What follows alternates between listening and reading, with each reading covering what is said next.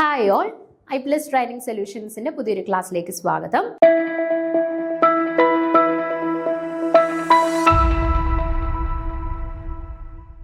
അപ്പം ഇന്ന് നമ്മൾ ഡിസ്കസ് ചെയ്യാനായിട്ട് പോകുന്ന ടോപ്പിക്ക് HSAB പ്രിൻസിപ്പിൾ ആണ്. ഓക്കെ, അപ്പോൾ HSAB പ്രിൻസിപ്പിൾ അല്ലെങ്കിൽ hard soft acid base principle എന്ന് പറയും.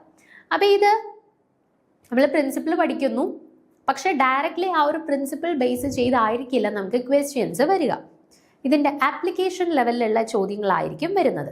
അപ്പോൾ ഈ ഒരു കൺസെപ്റ്റ് അറിഞ്ഞ് ഇത് എവിടേക്കാണ് അപ്ലൈ ചെയ്യേണ്ടത് എന്നുള്ളതിൻ്റെ ഒരു ഏകദേശ ധാരണ മനസ്സിലാക്കി കഴിഞ്ഞാൽ പല ചോദ്യങ്ങളും നമുക്ക് ഈ HSAB പ്രിൻസിപ്പിൾ യൂസ് ചെയ്ത് ആൻസർ ചെയ്യാനായിട്ട് പറ്റും. ഓക്കെ, അപ്പം നമുക്ക് ആദ്യം എന്താണ് കൺസെപ്റ്റ്, അതിൻ്റെ കുറച്ച് എക്സാമ്പിൾസും എവിടേക്കാണോ ആപ്ലിക്കേഷൻസ് വരുന്നത്, അതിൻ്റെ കുറച്ച് കാര്യങ്ങളൂടെ നമുക്കൊന്ന് ഡിസ്കസ് ചെയ്യാം കേട്ടോ.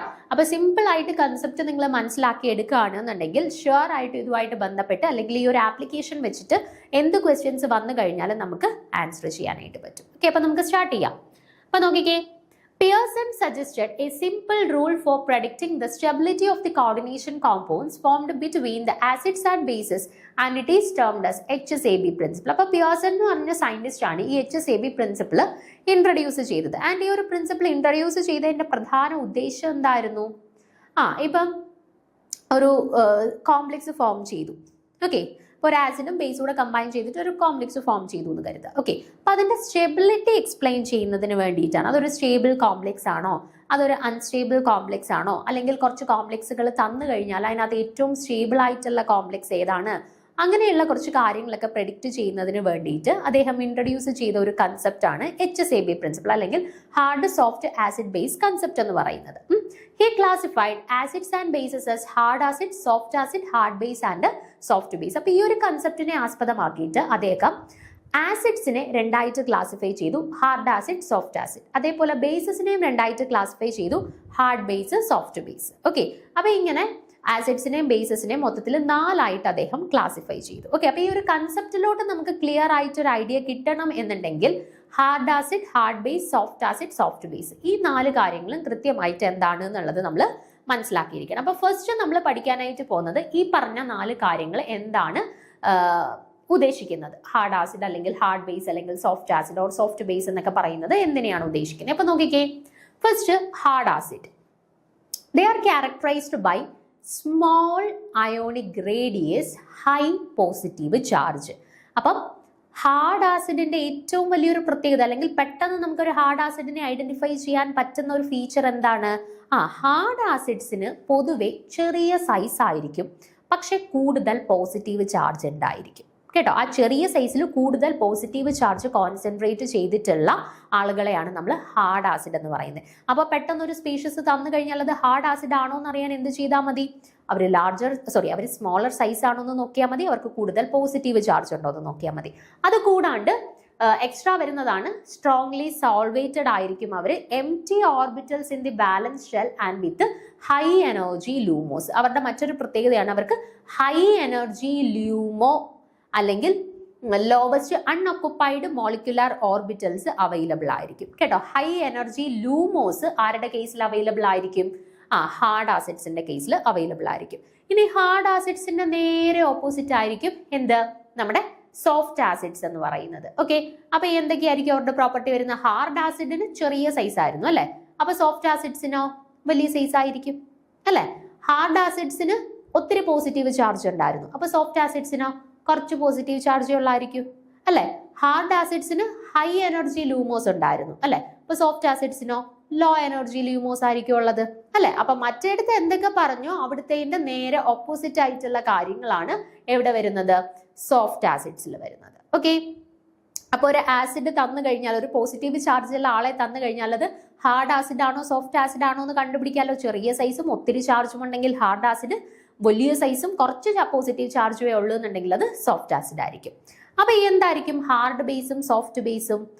ഹാർഡ് ബേസിന്റെയും പ്രത്യേകത ഹാർഡ് ആയിട്ടുള്ള, അപ്പൊ ഹാർഡ് ആസിഡിന്റെ കേസിൽ ചെറിയ സൈസ് ആണെന്ന് പറഞ്ഞു അല്ലെ, അതേപോലെ ഹാർഡ് ബേസിന്റെ പ്രത്യേകത എന്തായിരിക്കും?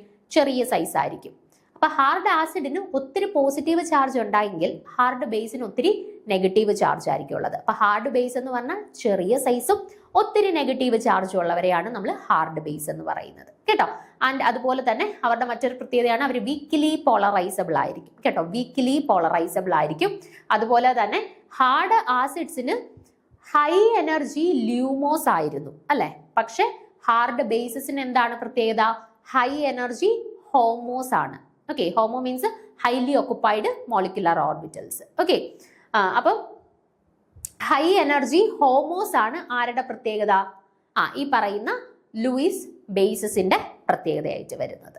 ഓക്കെ, ക്ലിയർ ആണല്ലോ. അത് നമുക്ക് ചോദിക്കാം, 4 സ്റ്റേറ്റ്മെന്റുകൾ തന്നിട്ടുള്ളതിൽ ഹാർഡ് ആസിഡുമായിട്ട് ബന്ധപ്പെട്ട റോങ് സ്റ്റേറ്റ്മെന്റ് അല്ലെങ്കിൽ സോഫ്റ്റ് ആസിഡ്സുമായിട്ട് ബന്ധപ്പെട്ട റോങ് സ്റ്റേറ്റ്മെന്റ്, ആ രീതിയിലും ചോദ്യങ്ങൾ വരാം അല്ലെ. അപ്പൊ ഹാർഡ് ബേസിന്റെ പ്രത്യേകത പറഞ്ഞു, ചെറിയ സൈസ് ആണ്, ഒത്തിരി നെഗറ്റീവ് ചാർജ് ഉണ്ട്, വീക്ക്ലി പോളറൈസബിൾ ആണ്, ഹൈ എനർജി ഹോമോസ് ഉണ്ട് അല്ലെ. അപ്പൊ ഇതിന്റെ നേരെ ഓപ്പോസിറ്റ് ആയിരിക്കും ആരുടെ പ്രോപ്പർട്ടീസ്? സോഫ്റ്റ് ബേസിന്റെ പ്രത്യേകത അല്ലെ. അപ്പൊ സോഫ്റ്റ് ബേസിന്റെ സൈസ് എങ്ങനെയായിരിക്കും? വലിയ സൈസ് ആയിരിക്കും. നെഗറ്റീവ് ചാർജ് എങ്ങനെയായിരിക്കും? കുറച്ച് നെഗറ്റീവ് ചാർജ് ആയിരിക്കും. പോളറൈസബിൾ ആണോ? ആയിരിക്കും, ഹൈലി പോളറൈസബിൾ ആയിരിക്കും. ദെൻ ഹോമോസ് എങ്ങനെയായിരിക്കും? ലോ എനർജി ഹോമോസ് ആയിരിക്കും. ഓക്കെ ആണേ. ഇനി ബോർഡർ ലൈൻ ആസിഡ്സ് ഉണ്ട്. ബോർഡർ ലൈൻ ആസിഡ്സ് ബേസസ് എന്ന് പറഞ്ഞാൽ ഈ ഹാർഡിന്റെയും സോഫ്റ്റിന്റെ ഇന്റർമീഡിയറ്റ് ആയിട്ട് നിൽക്കുന്നവരാണ് ബോർഡർ ലൈൻ. അതായത് ഹാർഡ് ആസിഡിന്റെയും ഹാർഡ് ആസിഡിന്റെയും സോഫ്റ്റ് ആസിഡിന്റെയും കൂടെ ബോർഡർ ലൈനിൽ നിൽക്കുന്നവരായിരിക്കും ബോർഡർ ലൈൻ ആസിഡ്സ് എന്ന് പറയുന്നത്. അതുപോലെ ഹാർഡ് ബേസിന്റെയും സോഫ്റ്റ് ബേസിന്റെയും കൂടെ ഇടയിലായിട്ട് നിൽക്കുന്നവരെയാണ് ബോർഡർ ലൈൻ ബേസസ് എന്ന് പറയുന്നത്. ഓക്കെ, നമ്മൾ ബോർഡർ ലൈനിന് വലിയ ഇമ്പോർട്ടൻസ് കൊടുക്കണം. നിങ്ങൾ hard acid, hard base, soft acid, soft base, ഇതിന്റെ ഇത്രയും പ്രോപ്പർട്ടീസ് കൃത്യമായിട്ട് അറിഞ്ഞിരിക്കണം. ഇതാണ്ട് ഇവിടെ ഞാൻ ഒന്ന് സിംപ്ലിഫൈ ചെയ്ത് എഴുതിയിട്ടുണ്ട്. നോക്കിക്കേ, ഹാർഡ് ആസിഡിന്റെ കേസിൽ നമ്മൾ പറഞ്ഞു സ്മോൾ സൈസ് ആയിരിക്കും, ഹൈ പോസിറ്റീവ് ചാർജ് ആയിരിക്കും, ലോ ഇലക്ട്രോ നെഗറ്റിവിറ്റി, അത് നമ്മൾ അവിടെ പറഞ്ഞിട്ടില്ലായിരുന്നു, ഓർത്ത് വെച്ചിരിക്കുക. ലോ ഇലക്ട്രോ നെഗറ്റിവിറ്റി ആയിരിക്കും പൊതുവെ അവർക്കുള്ളത്. അതുപോലെ തന്നെ ഹൈ എനർജി ല്യൂമോസ് ഉണ്ട്. അതിന്റെ നേരെ ഓപ്പോസിറ്റ് ആണ് എല്ലാം സോഫ്റ്റ് ആസിഡിന്. അതായത് വലിയ സൈസ് ആണ്, കുറഞ്ഞ പോസിറ്റീവ് ചാർജ് ആണ്, ഇന്റർമീഡിയറ്റ് ഇലക്ട്രോ നെഗറ്റിവിറ്റി ആണ്, ലോ എനർജി ല്യൂമോസ് ആണ്. ഓക്കെ, ഇനി ഹാർഡ് ബേസിലോട്ട് വരുമ്പോൾ നമ്മൾ പറഞ്ഞു എന്താണ്? ചെറിയ സൈസ് ആണ്, ഒരുപാട് നെഗറ്റീവ് ചാർജ് ഉണ്ട്, വീക്ക് പോളറൈസബിലിറ്റി ആണ്, ഹൈ എനർജി ഹോമോസ് ആണ്. അതിന്റെ നേരെ ഓപ്പോസിറ്റ് ആണ് സോഫ്റ്റ് ബേസിന്റെ പ്രോപ്പർട്ടീസ്. അതായത് വലിയ സൈസ് ആണ്, കുറച്ച് നെഗറ്റീവ് ചാർജേ ഉള്ളൂ, സ്ട്രോങ്ലി പോളറൈസബിൾ ആണ്, ലോ എനർജി ഹോമോസ് ആണ്. അപ്പൊ ഇത് ടേബിൾ മറക്കത്തില്ലല്ലോ, ടേബിൾ കൃത്യമായിട്ട് അറിഞ്ഞിരിക്കുക. തന്നിട്ടുള്ള പോയിന്റ്സിൽ നിന്ന് പോയിന്റ്സ് തിരഞ്ഞെടുക്കാനായിട്ടുള്ള ബന്ധപ്പെട്ട ചോദ്യങ്ങൾ വരാം. ഓക്കെ, ക്ലിയർ ആണല്ലോ. ഞാൻ ഇവിടെ എക്സാമ്പിൾസ് കൊടുത്തിട്ടുണ്ട്. Hard acids, hard base, soft acids, soft base, then borderline ആസിഡ്സിന്റെയും ബേസസിന്റെ ഉണ്ട്. അത് നിങ്ങൾ അധികം നോക്കണ്ട. നിങ്ങൾ hard acids, hard bases, soft acids, soft bases, അതിന്റെ ഇത്രയും എക്സാമ്പിൾസ് ഒന്ന് നോക്കി വെച്ചേക്കുക. ഹാർഡ് ആസിഡ്സിനകത്ത് വരുന്ന കുറച്ച് പ്രധാനപ്പെട്ട എക്സാമ്പിൾസ് ആണ് H+, Li+, Na+, K+. അപ്പൊ ഇവരുടെയൊക്കെ കേസ് ഹൈഡ്രജൻ, ലിത്തിയം, സോഡിയം, ഇവരുടെയൊക്കെ സൈസ് എങ്ങനെയാ? വളരെ ചെറിയ സൈസ് ആണ് അല്ലെ. ആ ചെറിയ സൈസിനകത്ത് ഒരു പോസിറ്റീവ് ചാർജ് വന്നു എന്ന് പറഞ്ഞിട്ട് അവര് സോഫ്റ്റ് ആയിരിക്കത്തില്ല, ഹാർഡ് ആയിരിക്കും. കാരണം വലിയ സൈസ് വന്നിട്ട് ഒരു പോസിറ്റീവ് ചാർജും കൂടെ വന്നു കഴിഞ്ഞാൽ അവർ തീർച്ചയായിട്ടും സോഫ്റ്റ് ആസിഡ് ആയിരിക്കും. പക്ഷെ ചെറിയ സൈസും അതിനകത്ത് ഒരു പോസിറ്റീവ് ചാർജ് കൂടെ വന്നു കഴിഞ്ഞാൽ ആ ചെറിയ സൈസിന് ഉൾക്കൊള്ളാവുന്ന പോസിറ്റീവ് ചാർജ് ആണ് +1. സോ അവർ ഹാർഡ് ആസിഡ് ആയിട്ട് തന്നെയാണ് കൺസിഡർ ചെയ്യുന്നത്. ഓക്കെ, അതുപോലെ ഇപ്പൊ CR3+ന്റെ സൈസ് എന്താണ്? അത്യാവശ്യം വലുതാണെന്നുണ്ടെങ്കിലും, അത്യാവശ്യം ഒത്തിരി വലുതല്ല, നമ്മുടെ 3D സീരീസിൽ വരുന്നതാണ്. അപ്പൊ 4D 5D ഒക്കെ വെച്ച് കമ്പയർ ചെയ്യുന്ന സമയത്ത് 3D സീരീസിന്റെ സൈസ് വളരെ ചെറുതാണ് അല്ലെ. ദെൻ അതിനകത്ത് 3+ ചാർജ് ഉണ്ട്, ഒത്തിരി പോസിറ്റീവ് ചാർജ് ഉണ്ട് അല്ലെ. അപ്പൊ അതൊക്കെ ഹാർഡിന്റെ എക്സാമ്പിൾസ് ആണ് കേട്ടോ. ഇതൊന്നും നിങ്ങൾ കാണാതെ പഠിക്കേണ്ട, ഇത് കണ്ടു കഴിഞ്ഞാൽ നിങ്ങൾക്ക് മനസ്സിലാവണം എന്നേ ഉള്ളൂ ഇതൊരു ഹാർഡ് ആസിഡ് ആണ് എന്നുള്ളത്. അതേപോലെ സോഫ്റ്റ് ആസിഡ് നോക്കിക്കേ, Cu+, കോപ്പറിന്റെ കേസിൽ അത്യാവശ്യം വലിയ സൈസ് ആണ്, പക്ഷെ അവർക്ക് ഒരു പോസിറ്റീവ് ചാർജേ ഉള്ളൂ. Ag+, Au+, അതൊക്കെ എന്താ? 4D 5Dയിലൊക്കെ വരുന്ന ആളുകളെ സംബന്ധിച്ചിടത്തോളം അവർക്ക് വലിയ സൈസ് ആണ്, പക്ഷെ ഒരു പോസിറ്റീവ് ചാർജേ ഉള്ളൂ അല്ലെ. അപ്പൊ പ്ലാറ്റിനം, Pt2+, Hg2+, കാഡ്മിയം 2+, ഇവർക്ക് എന്താണ്? വലിയ സൈസ് ആണ്, പക്ഷെ അതിനു വേണ്ടി ചാർജ് ഇല്ല. അതുകൊണ്ട് ഇവരൊക്കെ ഏത് കാറ്റഗറിയിൽ വരും? സോഫ്റ്റ് ആസിഡ്സിന്റെ കാറ്റഗറിയിൽ വരും. എക്സാമ്പിൾ കണ്ടു കഴിഞ്ഞാൽ നിർബന്ധമായിട്ട് നിങ്ങൾക്ക് മനസ്സിലായിരിക്കണം അത് ഹാർഡ് ആസിഡ് ആണോ, സോഫ്റ്റ് ആസിഡ് ആണോ, ഹാർഡ് ബേസ് ആണോ, സോഫ്റ്റ് ബേസ് ആണോ എന്നുള്ളത്. ഇനി ഹാർഡ് ബേസിന്റെ എക്സാമ്പിൾസ് നോക്കിക്കേ, H2O, NH3, RNH2, N2H4, OH-, O2-, ഇതെല്ലാം എന്താണ്? ഹാർഡ് ബേസ് ആണ്. എന്നാൽ I-, Cn-, CO, H-, ഓർത്തേക്കണേ, H+ എന്ന് പറഞ്ഞാൽ ഹാർഡ് ആസിഡ് ആണ്, പക്ഷെ H- എന്ന് പറഞ്ഞാൽ ഹാർഡ് ബേസ് അല്ല, മറിച്ച് സോഫ്റ്റ് ബേസ് ആണ്. അതിൽ മറ്റ് ഫാക്ടേഴ്സിന്റെ ഇൻഫ്ലുവൻസും കൂടെ വരുന്നുണ്ട് കേട്ടോ. അതിന്റെ പിന്നിലുള്ള റീസൺസ് ഒക്കെ വേറേതാണ്. അത് പോട്ടെ, നിങ്ങൾ ഇവിടെ ഓർത്ത് വെച്ചിരുന്നാൽ മതി. H+ ഹാർഡ് ആസിഡ് ആണ്, ചെറിയ സൈസ് ആണ്, ഒരു പോസിറ്റീവ് ചാർജും ഉണ്ട്. പക്ഷേ H- വന്നപ്പോൾ ചെറിയ സൈസ് ആണ്, ഒരു നെഗറ്റീവ് ചാർജും ഉണ്ട് എന്ന് പറഞ്ഞിട്ട് അവിടെ മറ്റ് ഇൻഫ്ലുവൻസും കൂടെ വരുന്നത് കൊണ്ട് അത് ഹാർഡ് ബേസ് ആയിട്ട് ഒരിക്കലും കൺസിഡർ ചെയ്യുന്നില്ല, സോഫ്റ്റ് ബേസ് ആയിട്ടാണ് കൺസിഡർ ചെയ്തിരിക്കുന്നത്. അത് എക്സെപ്ഷൻ ആണ്, ഓർത്തിരിക്കുക. അതായത് നമ്മുടെ ഫ്ലൂറിൻ, ക്ലോറിൻ, ബ്രോമിൻ, അയഡിനൊക്കെ കൺസിഡർ ചെയ്യുന്ന സമയത്ത് ഫ്ലൂറിൻ ചെറിയ സൈസ് ആണ്, ഒരു നെഗറ്റീവ് ചാർജ് ഉണ്ട്, പ്രശ്നമില്ല, ഹാർഡാണ്. ക്ലോറിന്റെ കേസിൽ ചെറിയ സൈസ് ആണ്, അതുപോലെ തന്നെ ഒരു നെഗറ്റീവ് ചാർജും ഉണ്ട്. അപ്പം യൂഷ്വലി ചെറിയ സൈസും അത്യാവശ്യം ചാർജും ഉള്ളത് കൊണ്ട് തന്നെ ഹാർഡ് ബേസിസ് ആയിട്ടാണ് കൺസിഡർ ചെയ്യുന്നത്. പക്ഷെ ബ്രോമിനും അയഡിനും ഒക്കെ വരുമ്പോൾ വലിയ സൈസാണ്, പക്ഷെ അവരുടെ ചാർജോ -1 മാത്രമേ ഉള്ളൂ, ചെറിയ ചാർജും ആണ്, വലിയ സൈസും ആണ് അല്ലെ. അപ്പൊ അവരെയൊക്കെ യൂഷ്വലി നമ്മൾ എന്തായിട്ടാണ് കൺസിഡർ ചെയ്യുന്നത്? I-, Br-, അവരെയൊക്കെ നമ്മൾ യൂഷ്വലി സോഫ്റ്റ് ബേസിസ് ആയിട്ടാണ് കൺസിഡർ ചെയ്യുന്നത്. ദെൻ ഇതിന്റെ രണ്ടിന്റെ ഇടയിലുള്ളവരാണ് ബോർഡർ ലൈൻ ആസിഡ്സും ബോർഡർ ലൈൻ ബേസിസും ആയിട്ട് വരുന്നത്. അത് ജസ്റ്റ് ഒന്ന് വായിച്ചു നോക്കി പോയാൽ മതി ആരൊക്കെയാണ് എന്നുള്ളത് കേട്ടോ. ഇനി അപ്പൊ നോക്കിക്കേ, ഒരു HSAB പ്രിൻസിപ്പിൾ, ഇപ്പൊ ഞാൻ HSAB പ്രിൻസിപ്പിളിലോട്ട് ഇതുവരെ എത്തിയിട്ടില്ല. ഇതുവരെ ഞാൻ ഹാർഡ് ആസിഡും ഹാർഡ് ബേസും സോഫ്റ്റ് ആസിഡും സോഫ്റ്റ് ബേസും എന്താണ് എന്നുള്ളത്, അവരുടെ പ്രധാനപ്പെട്ട ഫീച്ചേഴ്സ് എന്താണ് എന്നുള്ളത് നിങ്ങൾക്ക് പരിചയപ്പെടുത്തിയിട്ടുണ്ട് അല്ലെ. ഇനി എന്താ ഈ HSAB പ്രിൻസിപ്പിൾ പറയുന്നത്? HSAB പ്രിൻസിപ്പിൾ പറയുന്നത് ഹാർഡ് ആസിഡ്സ് എപ്പോഴും ഹാർഡ് ബേസുമായിട്ടേ കമ്പൈൻ ചെയ്യാൻ നോക്കുള്ളൂ. അതേപോലെ സോഫ്റ്റ് ആസിഡ്സ് ആണെന്നുണ്ടെങ്കിൽ അവരെപ്പോഴും സോഫ്റ്റ് ബേസുമായിട്ടാണ് കമ്പൈൻ ചെയ്യാൻ ശ്രമിക്കുന്നത്.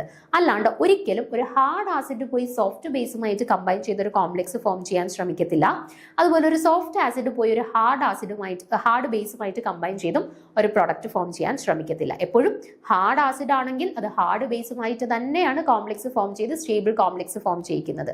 അതേപോലെ സോഫ്റ്റ് ആസിഡ് ആണെന്നുണ്ടെങ്കിൽ അതൊരു സോഫ്റ്റ് ബേസുമായിട്ട് പോയി കമ്പൈൻ ചെയ്ത് മാത്രമേ ഒരു സ്റ്റേബിൾ കോംപ്ലക്സ് ഫോം ചെയ്യിക്കുകയുള്ളൂ. ഓക്കെ, അതാണ് നമ്മുടെ HSAB principle. Hard acid prefers with hard base and soft acids prefers with soft base. ഇതാണ് നമ്മുടെ HSAB പ്രിൻസിപ്പിൾ. ഓക്കെ ആണേ? അപ്പൊ നോക്കിക്കേ, ഇവിടെ ഹാർഡ് ആസിഡും ഹാർഡ് ബേസോടാണ് കമ്പൈൻ ചെയ്യുന്നതെങ്കിൽ നമുക്കൊരു സ്റ്റേബിൾ കോംപ്ലക്സ് കിട്ടും. സോഫ്റ്റ് ആസിഡും സോഫ്റ്റ് ബേസും തമ്മിലാണ് പരസ്പരം കമ്പൈൻ ചെയ്യുന്നതെങ്കിൽ നമുക്ക് സ്റ്റേബിൾ കോംപ്ലക്സ് കിട്ടും. ഓക്കെ, എന്നാൽ ഒരു ഹാർഡ് ആസിഡും സോഫ്റ്റ് ബേസും തമ്മിലാണ് പരസ്പരം കമ്പൈൻ ചെയ്യുന്നതെങ്കിൽ നമുക്ക് സ്റ്റേബിൾ കോംപ്ലക്സ് കിട്ടുമോ? ഇല്ല, ലെസ് സ്റ്റേബിൾ കോംപ്ലക്സ് അല്ലെങ്കിൽ അൺസ്റ്റേബിൾ ആയിട്ടുള്ള കോംപ്ലക്സ് ആയിരിക്കും കിട്ടുക. അതേപോലെ ഹാർഡ് ബേസും സോഫ്റ്റ് ആസിഡും തമ്മിൽ കമ്പൈൻ ചെയ്ത് കഴിഞ്ഞാലും, ഇവിടെ സോഫ്റ്റ് ആസിഡ് ആണ്, ബേസും ആസിഡും അല്ലേ റിയാക്ട് ചെയ്യുന്നത്. അപ്പൊ ഹാർഡ് ബേസും സോഫ്റ്റ് ആസിഡും തമ്മിൽ റിയാക്ട് ചെയ്താലും നമുക്ക് സ്റ്റേബിൾ ആയിട്ടുള്ള ആളെ കിട്ടുമോ? ഇല്ല, അൺസ്റ്റേബിൾ ആയിട്ടുള്ള കോംപ്ലക്സിനെ മാത്രമേ നമുക്ക് കിട്ടുകയുള്ളൂ. ക്ലിയർ ആണല്ലോ പറഞ്ഞത്? ഇനി ഇതുമായിട്ട് ബന്ധപ്പെട്ട് ഞാനിവിടെ ഒരു 4 എക്സാമ്പിൾസ് എടുത്തിട്ടുണ്ട്. ഈ 4 എക്സാമ്പിൾസിൽ ഏതൊക്കെ കോംപ്ലക്സസ് സ്റ്റേബിൾ ആണ്, ഏതൊക്കെ കോംപ്ലക്സസ് സ്റ്റേബിൾ അല്ല. നിങ്ങൾക്ക് ചോദ്യം വരുന്നത് ഇങ്ങനെയായിരിക്കും. 4 സ്പീഷീസ് തരും. 4 സ്പീഷീസ് തന്നിട്ട് നിങ്ങളോട് ചോദിക്കും which among the following complex is A stable complex എന്ന് ചോദിക്കും. നമ്മൾ നോക്കുമ്പോൾ എല്ലാ കോംപ്ലക്സിലും 2 ആളുകൾ കമ്പൈൻ ചെയ്തിട്ടുണ്ട്, ഇതിനകത്ത് ഇനി സ്റ്റേബിൾ ആണെന്നുള്ളത് നമ്മൾ എങ്ങനെ മനസ്സിലാക്കും എന്ന് വിചാരിക്കും. പക്ഷേ അത് ഓർത്ത് വെച്ചേക്കാം, നമ്മുടെ HSAB പ്രിൻസിപ്പിളിന്റെ ആപ്ലിക്കേഷൻ വെച്ചുകൊണ്ടാണ് നമ്മൾ അങ്ങനെയുള്ള ചോദ്യങ്ങൾ ആൻസർ ചെയ്യേണ്ടത്. സ്റ്റേബിൾ കോംപ്ലക്സ് ഏതാണ്, അല്ലെന്നുണ്ടെങ്കിൽ തന്നിട്ടുള്ളതിൽ അത് ഞാൻ അടുത്ത എക്സാമ്പിൾ ആയിട്ട് പറയാം. അപ്പൊ സ്റ്റേബിൾ കോംപ്ലക്സ് ഏതാണെന്ന് ചോദിച്ചു കഴിഞ്ഞാൽ അവിടെ നമ്മൾ ഏത് പ്രിൻസിപ്പിളിനെ ബേസ് ചെയ്താണ് ആൻസർ ചെയ്യേണ്ടത്? HSAB പ്രിൻസിപ്പിളിനെ ബേസ് ചെയ്താണ് ആൻസർ ചെയ്യേണ്ടത്. ഞാനിവിടെ 4 എക്സാമ്പിൾ എടുത്തിട്ടുണ്ട്, നിങ്ങൾ നോക്കിക്കേ. ഒന്നാമത്തെ കോംപ്ലക്സ് ഇതാണ്, COF6 3-. Okay, COF6 3-. അപ്പൊ ഇവിടുത്തെ സെൻട്രൽ മെറ്റൽ ആറ്റം കൊബാൾട്ട് ആണ്. കൊബാൾട്ട് ഏത് ഓക്സിഡേഷൻ സ്റ്റേറ്റിലാണ്? നോക്കിക്കേ, X -6 = -3 or X = +3. അപ്പൊ ഇവിടുത്തെ കൊബാൾട്ട് +3 ഓക്സിഡേഷൻ സ്റ്റേറ്റിലാണ് എക്സിസ്റ്റ് ചെയ്യുന്നത്. ഓക്കെ, കൊബാൾട്ടിൻ +3 ഓക്സിഡേഷൻ സ്റ്റേറ്റ്. അപ്പൊ നോക്കിക്കേ, കൊബാൾട്ട് എന്ന് പറയുന്നത് അത്യാവശ്യം ചെറിയ സൈസ് ആണ്, +3 ഓക്സിഡേഷൻ സ്റ്റേറ്റ് ഉണ്ട്, 3 പോസിറ്റീവ് ചാർജും ഉണ്ട് അല്ലെ. അപ്പൊ സൈസ് ചെറുതാണ്, പോസിറ്റീവ് ചാർജ് കൂടുതലാണ്. അപ്പൊ തീർച്ചയായിട്ടും ഇവരെന്താണ്? ഹാർഡ് ആസിഡ് ആണ് അല്ലെ. ഇനി ഫ്ലൂറിന്റെ കേസിൽ നമുക്കറിയാം എന്താണ്? ഫ്ലൂറിൻ ചെറിയ സൈസ് ആണ്, ഒരു നെഗറ്റീവ് ചാർജും ഉണ്ട് അല്ലെ. അപ്പൊ ചെറിയ സൈസും ഒരു നെഗറ്റീവ് ചാർജും ഉള്ളവർ എന്തായിരിക്കും? ഹാർഡ് ബേസ് ആയിരിക്കും അല്ലെ. അപ്പൊ ഇവിടെ പരസ്പരം കമ്പൈൻ ചെയ്തിട്ടുള്ള 2 പേരും എന്താണ്? ഹാർഡ് ആസിഡും ഹാർഡ് ബേസൂടാണ് പരസ്പരം കമ്പൈൻ ചെയ്തിട്ടുള്ളത് അല്ലെ. അതുകൊണ്ട് തന്നെ ഇവിടെ ഫോം ചെയ്തിട്ടുള്ള കോംപ്ലക്സ് എന്തായിരിക്കും? സ്റ്റേബിൾ ആയിട്ടുള്ള ഒരു കോംപ്ലക്സ് ആയിരിക്കും ഇവിടെ ഫോം ചെയ്തിട്ടുള്ളത്. ഓപ്ഷൻ എയിൽ കൊടുത്തിട്ടുള്ളത്. ഇനി രണ്ടാമത്തെ ഓപ്ഷൻ നോക്കാം നമുക്ക്. AgI2-. Okay, AgI2 minus. അപ്പൊ ഇവിടെ Ag ഏത് ഓക്സിഡേഷൻ സ്റ്റേറ്റിലാണ് എന്നുള്ളത് കണ്ടുപിടിക്കണം. നോക്കിക്കേ, x plus -2 equal to -1 or x equal to -1 plus 2 which is equal to +1. അപ്പൊ ഇവിടെ Ag ഇൻ +1 ഓക്സിഡേഷൻ സ്റ്റേറ്റ് ആണ് അല്ലെ. അപ്പൊ Ag അത്യാവശ്യം വലിയ സൈസ് ആണ്, ഒരു പോസിറ്റീവ് ചാർജ് മാത്രമേ അവർക്കുള്ളൂ അല്ലെ. അപ്പൊ വലിയ സൈസും ആണ്, ചെറിയ പോസിറ്റീവ് ചാർജും ആണ് എന്നുണ്ടെങ്കിൽ അവരെന്ത് ആസിഡ് ആണ്? സോഫ്റ്റ് ആസിഡ് ആണ് അല്ലെ. അവര് സോഫ്റ്റ് ആസിഡ് ആണ്. ഇനി ഇവിടെ കൂടെ വന്നിട്ടുള്ള ആളാരാണ്? I- നമുക്കറിയാം, ഫ്ലൂറിൻ, ക്ലോറിൻ, ബ്രോമിൻ, അയഡിൻ. അയഡിന് വലിയ സൈസ് ആണ് അല്ലെ, പക്ഷെ ഒരു നെഗറ്റീവ് ചാർജേ ഉള്ളൂ അല്ലെ. അപ്പൊ വലിയ സൈസും ഇത്തിരി നെഗറ്റീവ് ചാർജും കൂടെ വരുമ്പോ അവരെന്താണ്? സോഫ്റ്റ് ബേസ് ആണ് അല്ലെ. അപ്പൊ ഇവിടെ നോക്കിക്കേ, കമ്പൈൻ ചെയ്തിട്ടുള്ള ആളുകൾ ആരൊക്കെയാണ്? സോഫ്റ്റ് ആസിഡും സോഫ്റ്റ് ബേസും. സോഫ്റ്റും പരസ്പരം കമ്പൈൻ ചെയ്ത സ്റ്റേബിൾ കോംപ്ലക്സ് അല്ലേ ഫോം ചെയ്യുന്നത്. അപ്പൊ രണ്ടാമത്തെ സ്പീഷീസ് AgI2 മൈനസും എന്താണ്?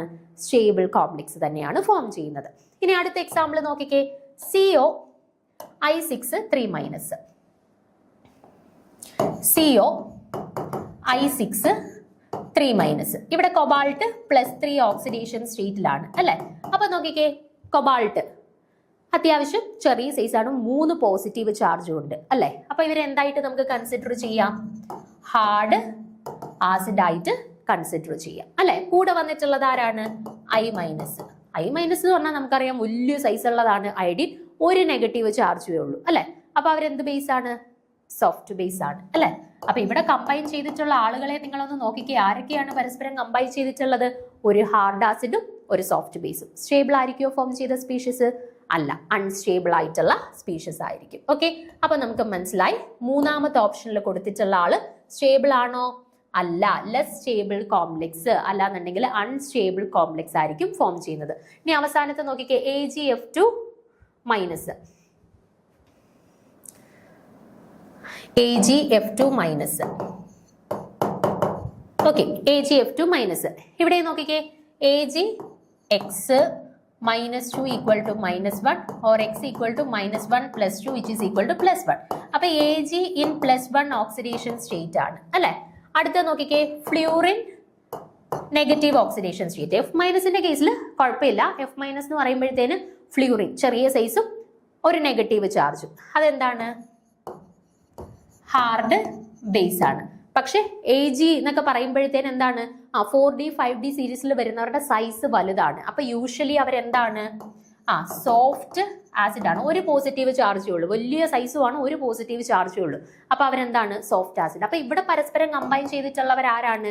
സോഫ്റ്റ് ആസിഡും ഹാർഡ് ബേസും ആണ് പരസ്പരം കമ്പൈൻ ചെയ്തിട്ടുള്ളത്. സോ ഈ ഒരു സ്പീഷീസ് AgF2 മൈനസ് എന്ന് പറയുന്ന സ്പീഷീസും എന്താണെന്ന് നമുക്ക് പറയാം? ഇവരും ഒരു ലെസ് സ്റ്റേബിൾ ആയിട്ടുള്ള സ്പീഷീസ് ആണ്, അല്ലാന്നുണ്ടെങ്കിൽ അൺസ്റ്റേബിൾ ആയിട്ടുള്ള സ്പീഷീസ് ആണെന്ന് പറയാം കേട്ടോ. അപ്പൊ ഇതാണ് നമ്മുടെ ഹാർഡ് സോഫ്റ്റ് ആസിഡ് ബേസിന്റെ ആപ്ലിക്കേഷൻ ലെവലിൽ നിന്നുള്ള ചോദ്യം. ഇങ്ങനെ 4 സ്പീഷീസ് തന്നിട്ടുള്ളതിൽ സ്റ്റേബിൾ കോംപ്ലക്സിനെ തിരിച്ചറിയുക എന്ന് പറഞ്ഞിട്ട് ചോദിച്ചു കഴിഞ്ഞാൽ പിന്നെ ഒരു ആപ്ലിക്കേഷനൂടെ ഞാൻ പറയാം. നമുക്കിപ്പോ ചോദിക്കുകയാണ് HF, HCl, HBr, HI 4 പേരെ തന്നിട്ട് നമുക്ക് ഇവരുടെ ആസിഡ് സ്ട്രെങ്ത് നമ്മളോട് ചോദിക്കുകയാണ്. ഓക്കെ, അപ്പൊ ഇതിൽ ആസിഡ് സ്ട്രെങ്ത് ഏറ്റവും കൂടുതലുള്ള ആളാര് അല്ലെങ്കിൽ ഏറ്റവും കുറവുള്ള ആളാര് അങ്ങനെ ചോദിക്കുകയാണ്. നമുക്കറിയാം ആസിഡ് സ്ട്രെങ്ത് എന്ന് പറഞ്ഞാൽ എന്താണ്? ആസിഡ് സ്ട്രെങ്ത് എന്ന് പറഞ്ഞാൽ H+നെ ഈസിലി റിലീസ് ചെയ്യുന്നവർക്കായിരിക്കും ആസിഡ് സ്ട്രെങ്ത് ഏറ്റവും കൂടുതലുള്ളത് അല്ലെ. അപ്പൊ ഇവിടെ നോക്കിക്കേ, HFനകത്ത് H+ ചെറിയ സൈസ് ഉള്ളവരാണ്, ഫ്ലൂറിനും ചെറിയ സൈസ് ഉള്ളവരാണ്, HCl H ചെറിയ സൈസ് ആണ്, ക്ലോറിൻ ഇച്ചിരി വലിയ സൈസ് ആണ്, HBrനകത്ത് H ചെറിയ സൈസ് ആണ്, ബ്രോമിൻ വലിയ സൈസ് ആണ്, HIയുടെ കേസിൽ H ചെറിയ സൈസ് ആണ്, അയഡിന്റെ സൈസ് വലിയ സൈസ് ആണ് അല്ലെ. അപ്പൊ ഇവിടെ നോക്കിക്കേ, ഇവര് സ്റ്റേബിൾ ആണ്. അവര് ഡിസോസിയേറ്റ് ചെയ്ത് പോവോ? ഇല്ല, അവർ സ്റ്റേബിൾ ആയിട്ട് തന്നെ നിലനിൽക്കാൻ ശ്രമിക്കും. പക്ഷെ HIയുടെ കേസിൽ നിങ്ങൾ നോക്കിക്കേ, H+ ചെറുതും I- വലുതും. അതായത് H+ എന്ന് പറയുന്നത് സ്ട്രോങ് ആസിഡ് ആണ്, I- എന്ന് പറയുന്നത് എന്താണ്? വീക്ക് ബേസ് ആണ്. ഇവർ തമ്മിൽ സ്റ്റേബിൾ ആയിട്ടുള്ള കോംപ്ലക്സ് ഫോം ചെയ്യുവോ? ഇല്ല. അവരെന്ത് ചെയ്യുന്നു? പെട്ടെന്ന് തന്നെ ഡിസോസിയേറ്റ് ചെയ്ത് H+ഉം I- ആയിട്ട് മാറുന്നു. അതായത് ഈ കേസിൽ നിന്നാണ് നമുക്ക് പെട്ടെന്ന് H+ കിട്ടുക. സോ ഇതാണ് എന്ത്? ഏറ്റവും സ്ട്രോങ് ആയിട്ടുള്ള ആസിഡ്. പക്ഷെ HFനെ സംബന്ധിച്ചിടത്തോളം നോക്കിക്കേ, ഇതും ഹാർഡ് ആസിഡ്, ഇതും ഹാർഡ് ബേസ്, സ്റ്റേബിൾ കോംപ്ലക്സ് ആ ഫോം ചെയ്തിട്ടുള്ളത്. സോ അത് ബ്രേക്ക് ചെയ്ത് H+നെ തരുവോ? ഇല്ല. അപ്പോൾ H+ തരാത്ത ആളുകളുടെ ആസിഡ് സ്ട്രെങ്ത് എങ്ങനെ ആയിരിക്കും? കുറവായിരിക്കും. സോ ഇവിടെ ആസിഡ് സ്ട്രെങ്തിന്റെ ഓർഡർ വരുന്നത് HI, HBr, HCl and HF ഏറ്റവും കുറവ്. ഇതായിരിക്കും ഓർഡർ വരുന്നത്. ആൻഡ് ഇതും ആസിഡ് സ്ട്രെങ്ത്തും നമുക്ക് ഈ പറയുന്ന HSAB principle, acid hard acid soft base principle use ചെയ്ത്, അല്ലെ hard soft acid base principle use ചെയ്തിട്ട് നമുക്ക് എക്സ്പ്ലെയിൻ ചെയ്യാൻ പറ്റും. ഓക്കെ, അപ്പോൾ എന്താണ് കൺസെപ്റ്റ് എന്നുള്ളത് നിങ്ങൾ കൃത്യമായിട്ട് മനസ്സിലാക്കുക, അതിന്റെ ആപ്ലിക്കേഷൻ ലെവൽ മനസ്സിലാക്കി വെച്ചേക്കുക. അതായത് ഏതൊക്കെ ചോദ്യം വരുമ്പോഴാണ് നമുക്ക് ഈ ഒരു കൺസെപ്റ്റ് യൂസ് ചെയ്ത് അതിന്റെ ആൻസറിലേക്ക് എത്തിപ്പെടാൻ പറ്റുന്നത്. ഞാൻ ഇപ്പോൾ 2 എക്സാമ്പിൾസ് പറഞ്ഞു. ഒന്ന്, ഏതെങ്കിലും 4 കോംപ്ലക്സ് തന്നിട്ട് സ്റ്റേബിൾ കോംപ്ലക്സിനെ ഐഡന്റിഫൈ ചെയ്യാൻ പറഞ്ഞ് ചോദിച്ചു കഴിഞ്ഞാൽ HSAB പ്രിൻസിപ്പിൾ യൂസ് ചെയ്യാം. അല്ലെന്നുണ്ടെങ്കിൽ 4 പേര് തന്നിട്ട് ഇതിൽ സ്ട്രോങ് ആസിഡ് ഏത് അല്ലെങ്കിൽ വീക്ക് ആസിഡ് ഏതാണ്, അങ്ങനെയുള്ള ചോദ്യങ്ങൾ വരുന്ന സമയത്ത് നമുക്ക് HSAB പ്രിൻസിപ്പിളിനെ യൂസ് ചെയ്യാം. ഓക്കെ, ക്ലിയർ ആണല്ലോ? അപ്പോൾ കൺസെപ്റ്റ് കൃത്യമായിട്ട് പഠിക്കുക. നമുക്ക് പഠിച്ചു കഴിഞ്ഞാൽ ഷുവർ ആയിട്ടും ഇതുമായിട്ട് ബന്ധപ്പെട്ട ചോദ്യങ്ങൾ വന്നു കഴിഞ്ഞാൽ ആൻസർ ചെയ്യാൻ പറ്റും. Okay, thank you.